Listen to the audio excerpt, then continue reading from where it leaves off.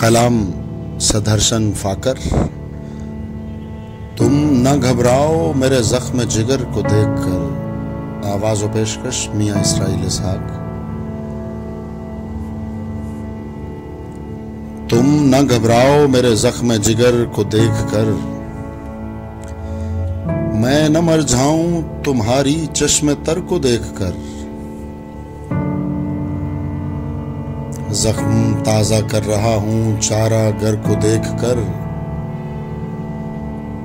रास्ता मैंने बदल डाला खिजर को देखकर।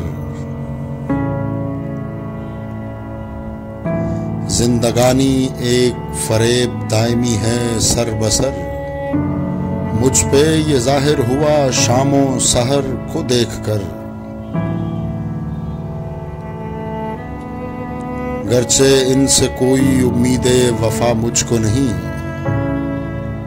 जी बहल जाता है फिर भी नामा बर को देखकर।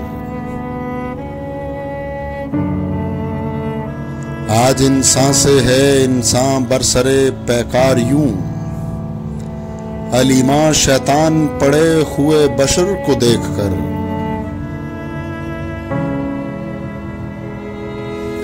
आदमी में आदमियत का निशान बाकी नहीं, बेच डाला इसने ईमान से मुजर को देखकर।